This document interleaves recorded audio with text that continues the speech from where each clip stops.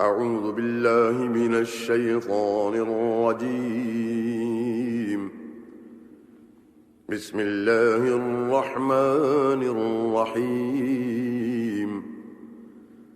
واعلموا أنما غنمتم من شيء فأن لله خمسه وللرسول ولذي القربى واليتامى والمساكين وابن السبيل إن كنتم آمنتم بالله وما أنزلنا على عبدنا يوم الفرقان يوم التقى الجمعان والله على كل شيء قدير. إذ أنتم بالعدوة الدنيا وهم بالعدوة القصوى والركب أسفل منكم ولو تواعدتم لاختلفتم في الميعاد ولكن ليقضي الله أمرا كان مفعولا ليهلك من هلك عن بينة ويحيى من حي عن بينة وإن الله لسميع عليم. إذ يريكهم الله في منامك قليلا ولو أراكهم كثيرا لفشلتم ولتنازعتم في الأمر ولكن الله سلم إنه عليم بذات الصدور. وإذ يريكمهم إذ التقيتم في أعينكم قليلا ويقللكم في أعينهم ليقضي الله أمرا كان مفعولا وإلى الله ترجع الأمور. يا أيها الذين آمنوا إذا لقيتم فئة فاثبتوا واذكروا الله كثيرا لعلكم تفلحون. وأطيعوا الله ورسوله ولا تنازعوا فتفشلوا وتذهب ريحكم واصبروا إن الله مع الصابرين. ولا تكونوا كالذين خرجوا من ديارهم بطرا ورئاء الناس ويصدون عن سبيل الله والله بما يعملون محيط. وإذ زين لهم الشيطان أعمالهم وقال لا غالب لكم اليوم من الناس وإني جار لكم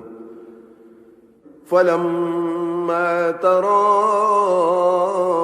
الفئتان نكص على عقبيه وقال إني بريء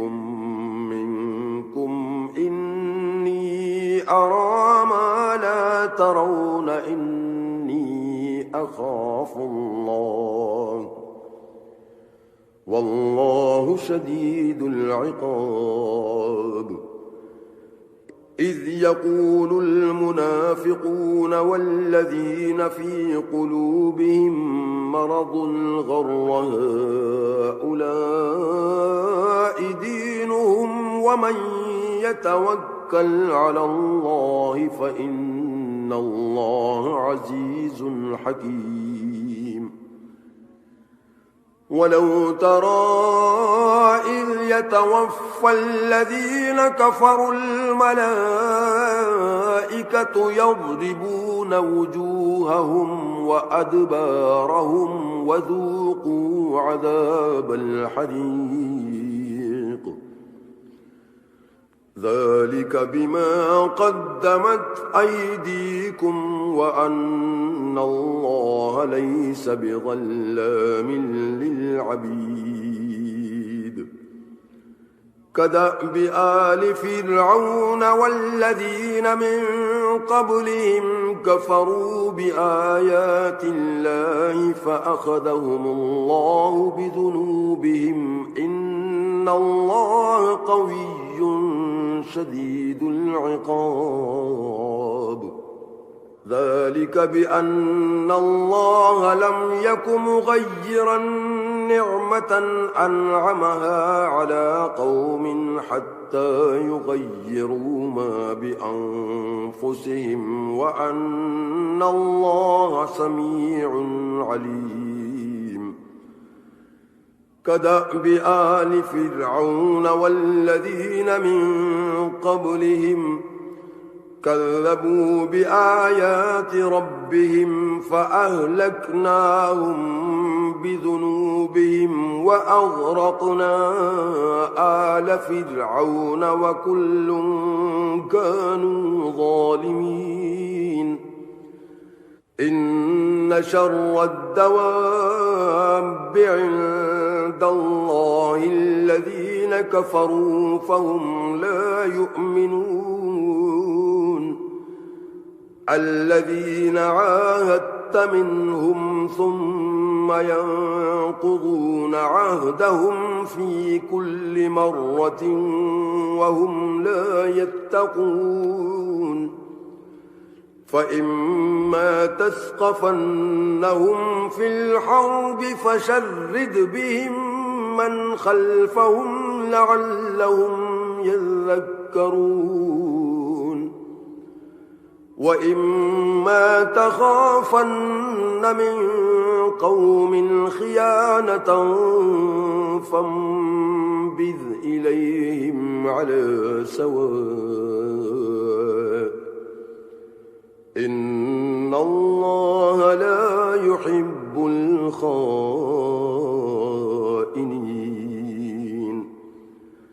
ولا يحسبن الذين كفروا سبقوا إنهم لا يعجزون وأعدوا لهم ما استطعتم من قوة ومن رباط الخيل ترهبون به عدو الله وعدوكم وآخرين من دونهم لا تعلمونهم الله يعلمهم وما تنفقوا من شيء في سبيل الله يوفى إليكم وأنتم لا تظلمون وإن جنحوا للسلم فاجنح لها وتوكل على الله إنه هو السميع العليم وإن يريدوا أن يخدعوك فإن حسبك الله هو الذي أيدك بنصره وبالمؤمنين وألف بين قلوبهم لو أنفقت ما في الأرض جميعا ما ألفت بين قلوبهم ولكن الله ألف بينهم إنه عزيز حكيم يا أيها النبي حسبك الله ومن اتبعك من المؤمنين يا أيها النبي النبي حرض المؤمنين على القتال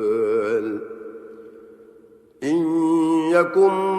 منكم 20 صابرون يغلبوا 200 وإن يكن منكم 100 يغلبوا 1000 من الذين كفروا بأنهم قوم لا يفقهون الآن خفف الله عنكم وعلم أن فيكم ضعفا فإن يكن منكم 100 صابرة يغلبوا 200 وإن يكن منكم 1000 يغلبوا 2000 بإذن الله والله مع الصابرين ما كان لنبي أن يكون له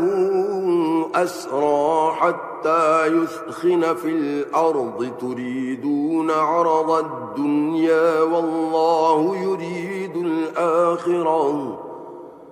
والله عزيز حكيم لولا كتاب من الله سبق لمسكم فيما أخذتم عذاب عظيم فكلوا مما غنمتم حلالا طيبا واتقوا الله إن الله غفور رحيم يا أيها النبي قل لمن في أيديكم من الأسرى إن يعلم الله في قلوبكم خيرا يؤتكم خيرا مما أخذ منكم ويغفر لكم والله غفور رحيم وإن يريدوا خيانتك فقد خانوا الله من قبل فأمكن منهم والله عليم حكيم إن الذين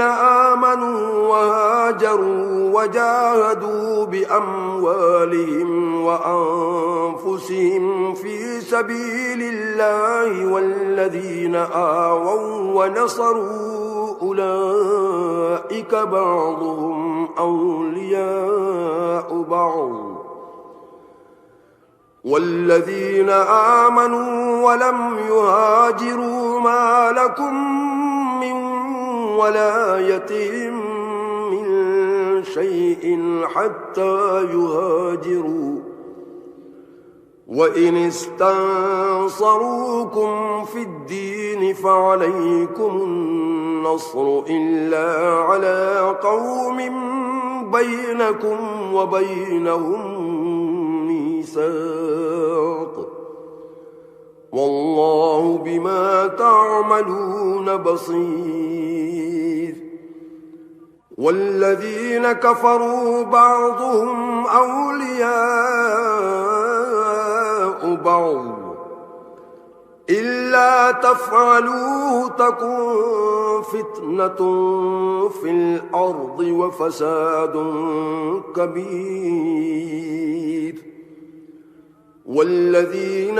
آمنوا وهاجروا وجاهدوا في سبيل الله والذين آووا ونصروا أولئك هم المؤمنون حقا لهم مغفرة ورزق كريم والذين آمنوا من بعد وهاجروا وجاهدوا معكم فأولئك منكم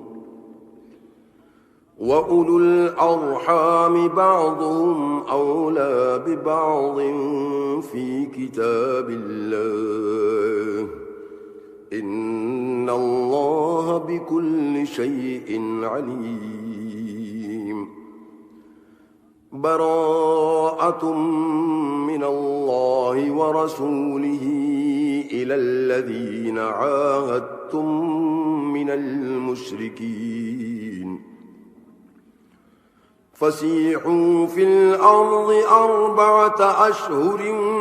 واعلموا أنكم غير معجز الله وأن الله مخزي الكافرين وأذان من الله ورسوله إلى الناس يوم الحج الأكبر أن الله بريء من المشركين ورسوله فإن تبتم فهو خير لكم وإن توليتم فاعلموا أنكم غير معجز الله وبشر الذين كفروا بعذاب أليم إلا الذين عاهدتم من المشركين ثم لم ينقصوكم شيئا ولم يظاهروا عليكم أحدا فأتموا إليهم عهدهم إلى مدتهم إن الله يحب المتقين فإذا انسلخ الأشهر الحرم فاقتلوا المشركين حيث وجدتموهم وخذوهم واحصروهم واقعدوا لهم كل مرصد فإن تابوا وأقاموا الصلاة وآتوا الزكاة فخلوا سبيلهم إن الله غفور رحيم وإن أحد من المشركين استجارك فأجره حتى يسمع كلام الله ثم أبلغه مأمنا ذلك بأنهم قوم لا يعلمون كيف يكون للمشركين عهد عند الله وعند رسوله إلا الذين عاهدتم عند المسجد الحرام فما استقاموا لكم فاستقيموا لهم إن الله يحب المتقين كيف وإن يظهروا عليكم لا يرقبوا فيكم إلا ولا ذمة يرضونكم بأفواههم وتأبى قلوبهم وأكثرهم فاسقون اشتروا بآيات الله ثمنا قليلا فصدوا عن سبيله إنهم ساء ما كانوا يعملون لا يرقبون في مؤمن إلا ولا ذمة وأولئك هم المعتدون فإن تابوا وأقاموا الصلاة وآتوا الزكاة فإخوانكم في الدين ونفصل الآيات لقوم يعلمون وإن نكثوا أيمانهم من بعد عهدهم وطعنوا في دينكم فقاتلوا أئمة الكفر إنهم لا أيمان لهم لعلهم ينتهون ألا تقاتلون قوما نكثوا أيمانهم وهموا بإخراج الرسول وهم بدؤوكم أول مرة أتخشونهم فالله أحق أن تخشوه إن كنتم مؤمنين قاتلوهم يعذبهم الله بأيديكم ويخزهم وينصركم عليهم ويشف صدور قوم مؤمنين ويذهب غيظ قلوبهم ويتوب الله على من يشاء والله عليم حكيم أم حسبتم أن تتركوا ولما يعلم الله الذين جاهدوا منكم ولم يتخذوا من دون الله ولا رسوله ولا المؤمنين وليجا والله خبير بما تعملون ما كان للمشركين أن يعمروا مساجد الله شاهدين على أنفسهم بالكفر أولئك حبطت أعمالهم وفي النار هم خالدون إنما يعمر مساجد الله من آمن بالله واليوم الآخر وأقام الصلاة وآتى الزكاة ولم يخش إلا الله فعسى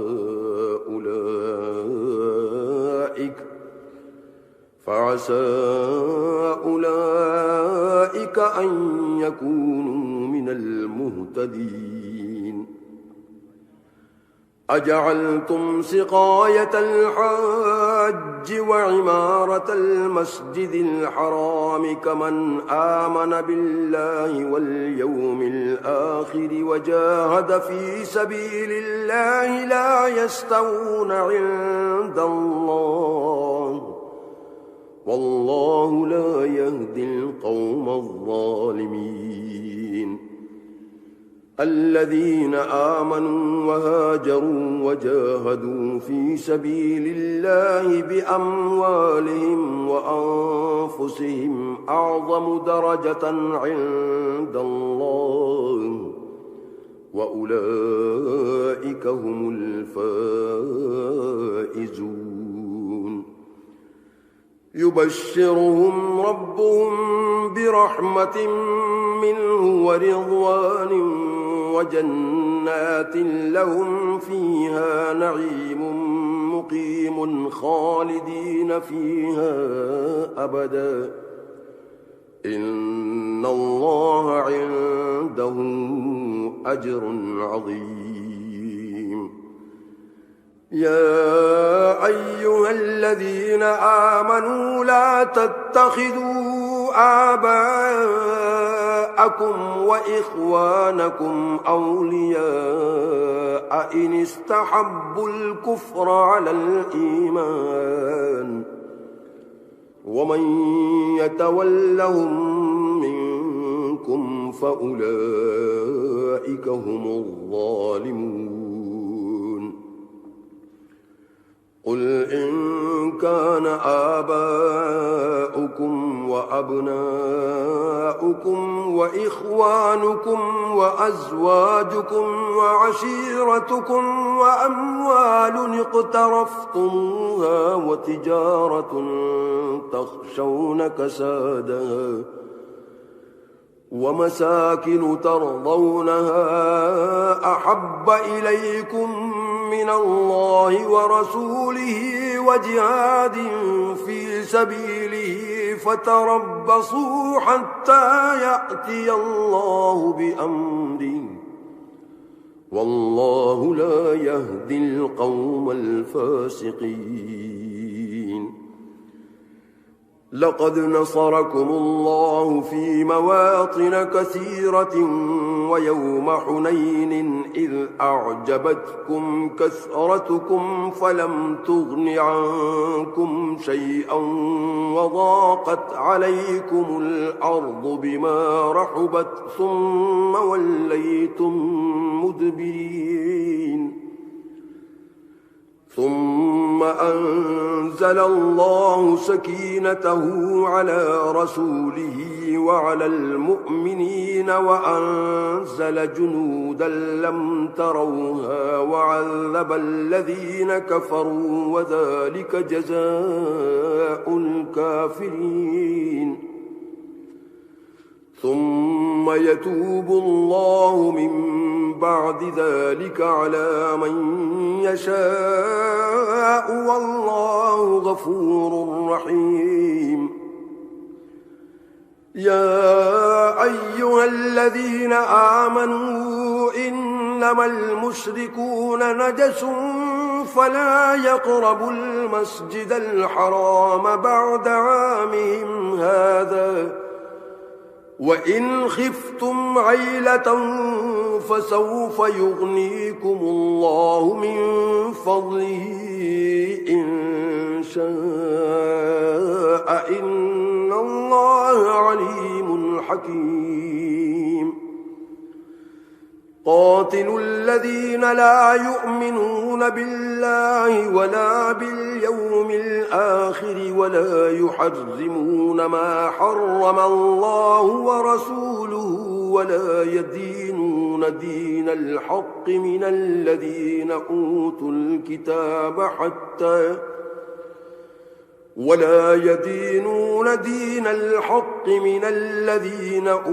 الكتاب حتى يعطوا الجزية عن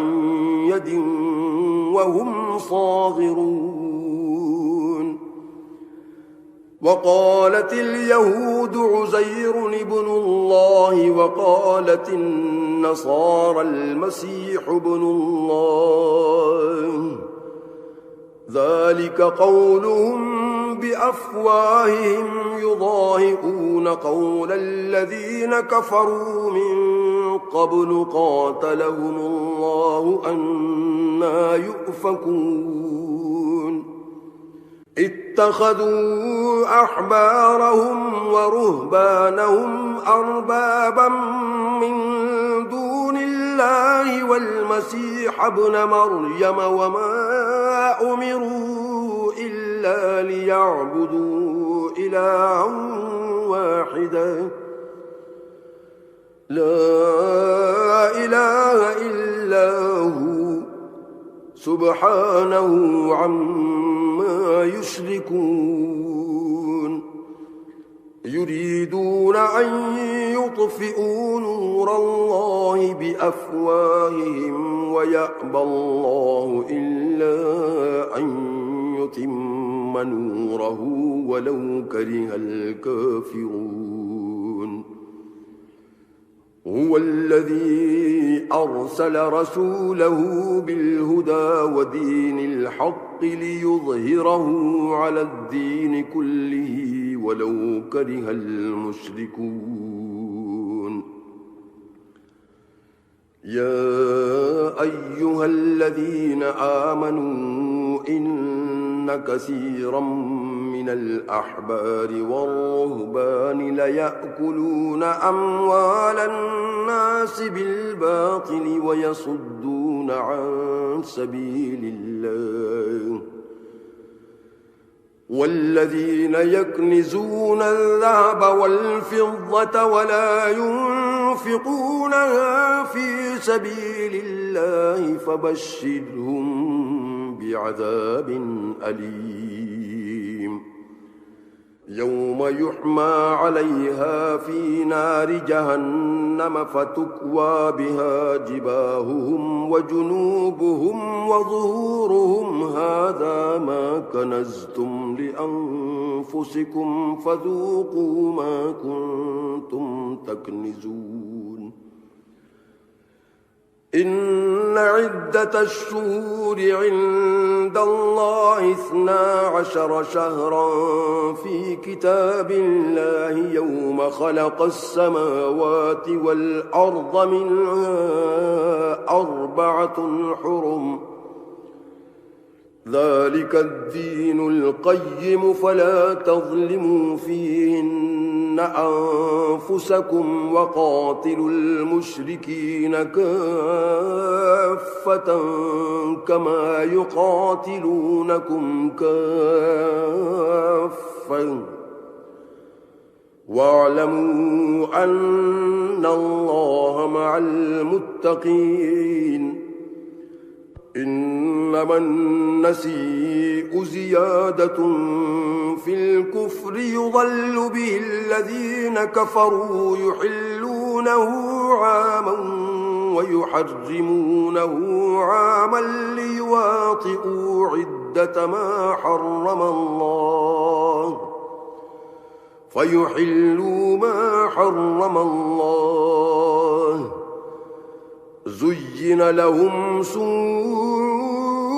أعمالهم والله لا يهدي القوم الكافرين يا أيها الذين آمنوا ما لكم إذا قيل لكم انفروا في سبيل الله اثاقلتم إلى الأرض أرضيتم بالحياة الدنيا من الآخرة فما متاع الحياة الدنيا في الآخرة إلا قليل إلا تنفروا يعذبكم عذابا أليما ويستبدل قوما غيركم ولا تضروا شيئا والله على كل شيء قدير إلا تنصروا فقد نصره الله إذ أخرجه الذين كفروا ثاني اثنين إذ هما في الغار إذ يقول لصاحبه لا تحزن إن الله معنا فأنزل الله سكينته عليه وأيده بجنود لم تروها وجعل كلمة الذين كفروا السفلى وكلمة الله هي العليا والله عزيز حكيم انفروا خفافا وثقالا وجاهدوا بأموالكم وأنفسكم في سبيل الله ذلكم خير لكم إن كنتم تعلمون لو كان عرضا قريبا وسفرا قاصدا لاتبعوك ولكن بعدت عليهم الشقة وسيحلفون بالله لو استطعنا لخرجنا معكم يهلكون أنفسهم والله يعلم إنهم لكاذبون عفى الله عنك لم أذنت لهم حتى يتبين لك الذين صدقوا وتعلم الكاذبين لا يستأذنك الذين يؤمنون بالله واليوم الآخر أن يجاهدوا بأموالهم وأنفسهم والله عليم بالمتقين. إنما يستأذنك الذين لا يؤمنون بالله واليوم الآخر وارتابت قلوبهم فهم في ريبهم يترددون. ولو أرادوا الخروج لأعدوا له عدة ولكن كره الله بعاثهم فثبطهم وقيل اقعدوا مع القاعدين.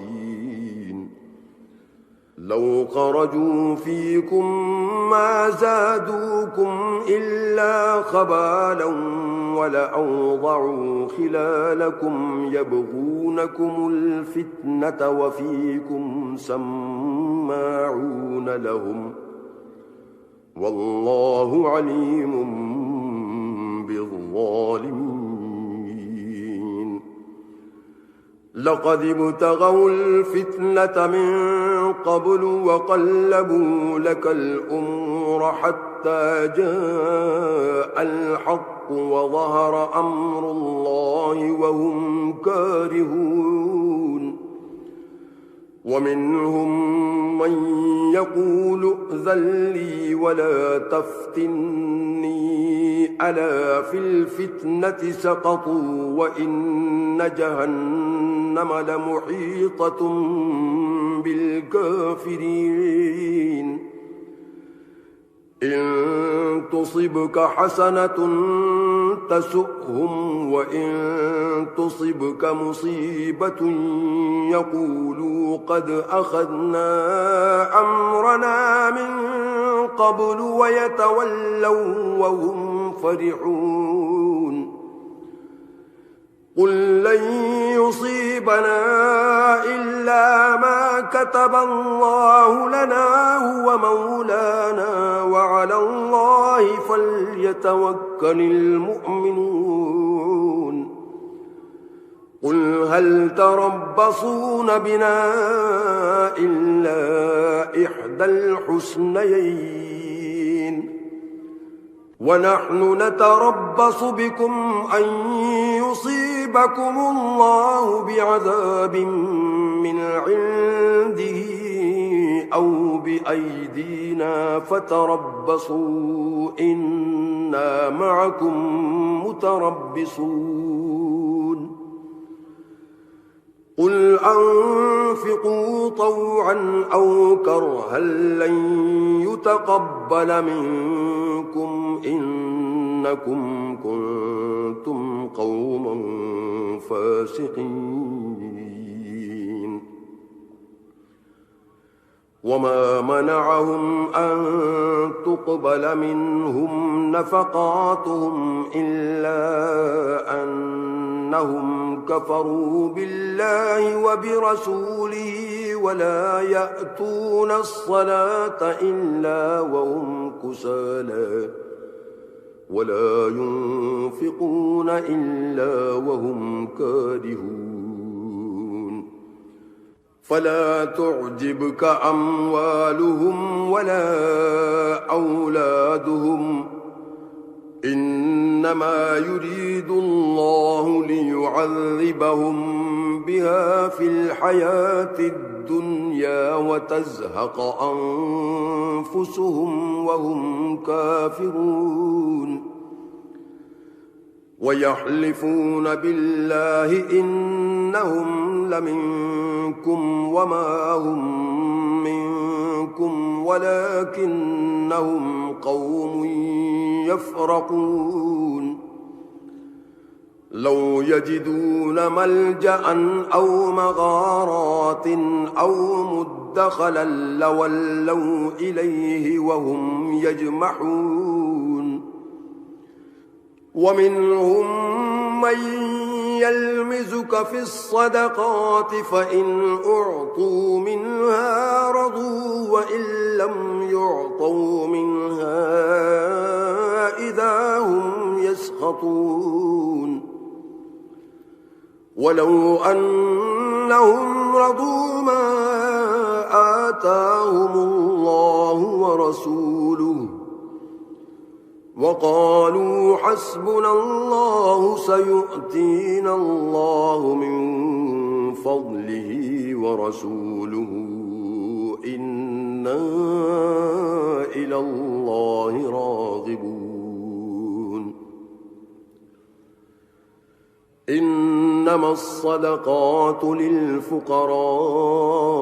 والمساكين والعاملين عليها والمؤلفة قلوبهم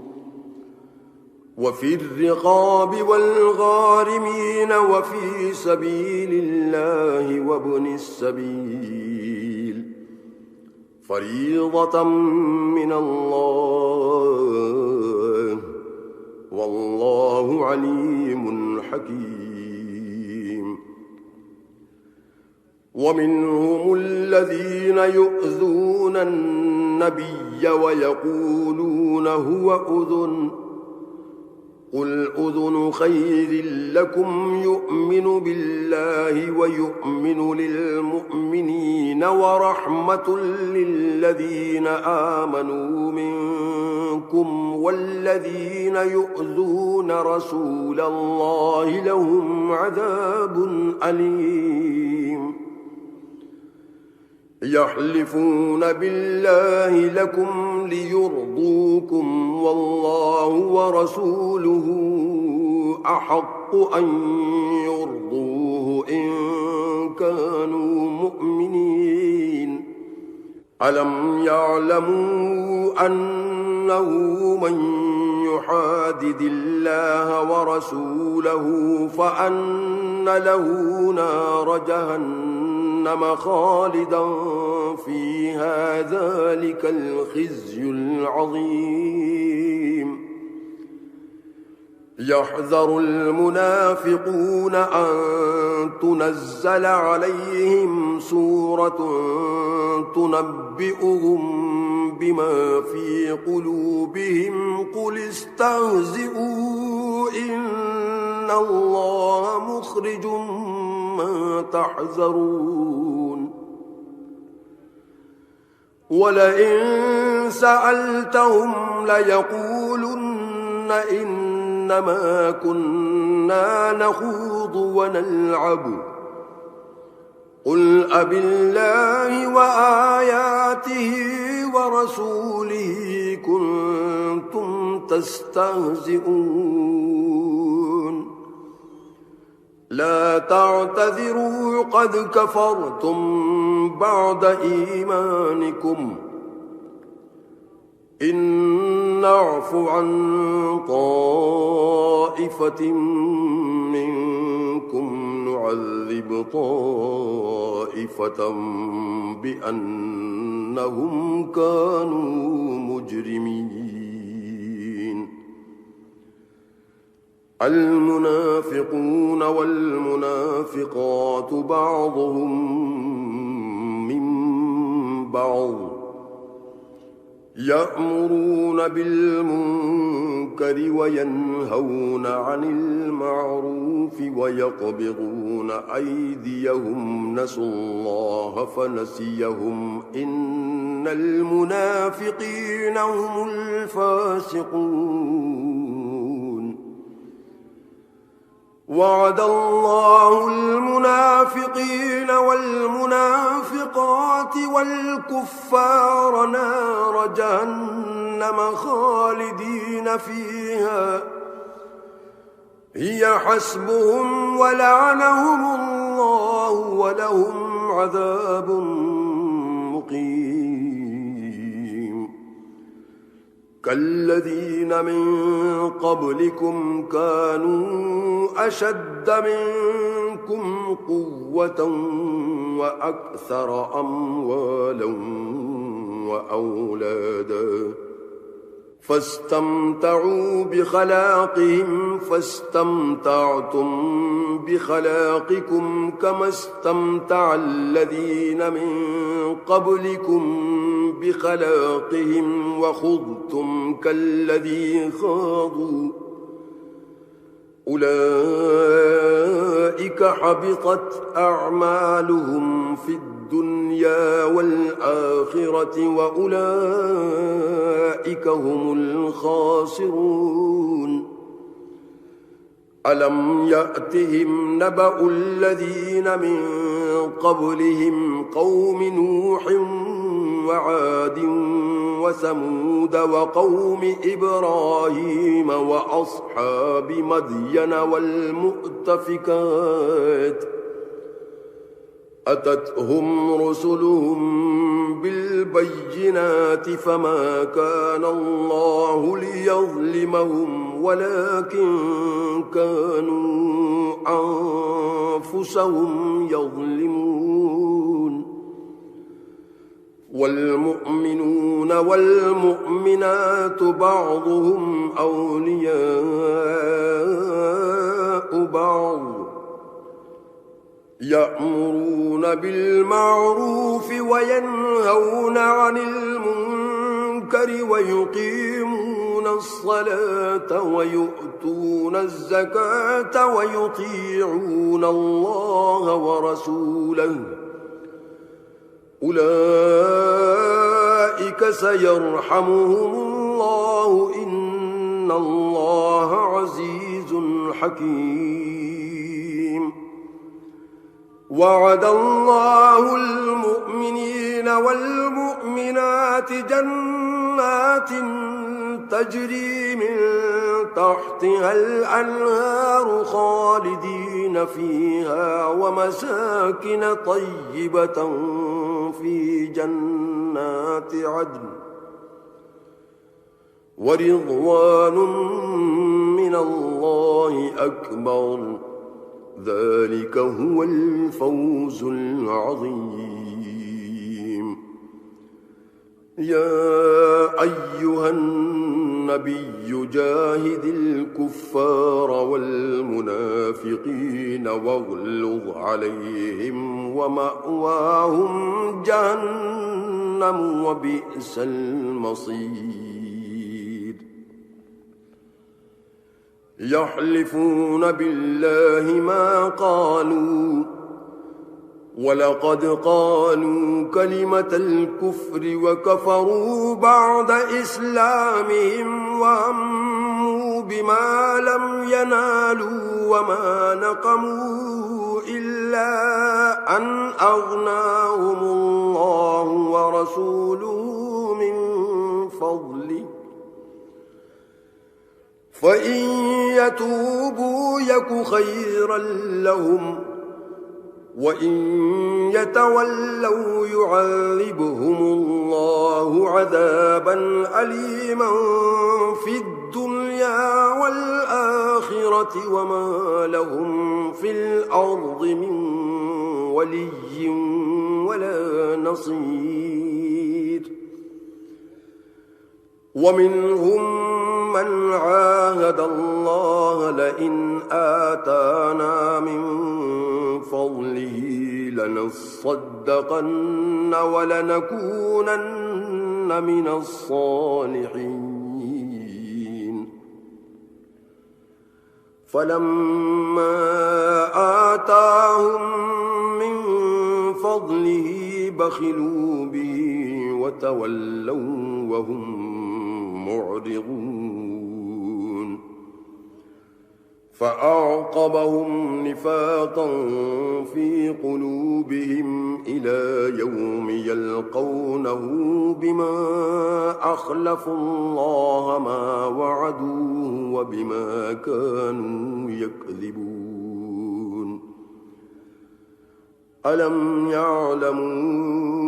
أن الله يعلم سرهم ونجواهم وأن الله علام الغيوب الذين يلمزون المطلوب المطوعين من المؤمنين في الصدقات والذين لا يجدون إلا جهدهم فيسخرون منهم سخر الله منهم ولهم عذاب أليم استغفر لهم أو لا تستغفر لهم إن تستغفر لهم 70 مرة فلن يغفر الله لهم ذلك بأنهم كفروا بالله ورسوله والله لا يهدي القوم الفاسقين فرح المخلفون بمقعدهم خلاف رسول الله وكرهوا أن يجاهدوا بأموالهم وأنفسهم في سبيل الله وقالوا لا تنفروا في الحر قل نار جهنم أشد حرا لو كانوا يفقهون فليضحكوا قليلا وليبكوا كثيرا جزاء بما كانوا يكسبون فإن رجعك الله إلى طائفة منهم فاستأذنوك للخروج فقل لن تخرجوا معي أبدا ولن تقاتلوا معي عدوا إنكم رضيتم بالقعود أول مرة فاقعدوا مع الخالفين ولا تصل على أحد منهم مات أبدا ولا تقم على قبره إنهم كفروا بالله ورسوله وماتوا وهم فاسقون ولا تعجبك أموالهم وأولادهم إنما يريد الله أن يعذبهم بها في الدنيا وتزهق أنفسهم وهم كافرون وإذا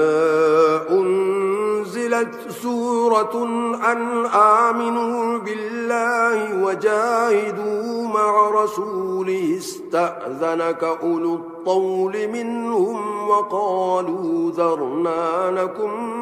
مع القاعدين رضوا بأن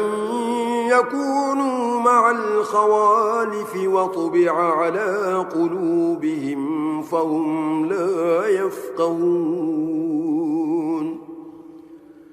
لكن الرسول والذين آمنوا معه جاهدوا بأموالهم وأنفسهم وأولئك لهم الخيرات وأولئك هم المفلحون أعد الله لهم جنات تجري من تحتها الأنهار خالدين فيها ذلك الفوز العظيم وجاء المعذرون من الأعراب ليؤذن لهم وقعد الذين كذبوا الله ورسوله سيصيب الذين كفروا منهم عذاب أليم ليس على الضعفاء ولا على المرضى ولا على الذين لا يجدون ما ينفقون حرج إذا نصحوا لله ورسوله ما على المحسنين من سبيل والله غفور رحيم ولا على الذين إذا ما أتوك لتحملهم قلت لا أجد ما أحملكم عليه تولوا وأعينهم تفيض من الدمع حزنا ألا يجدوا ما ينفقون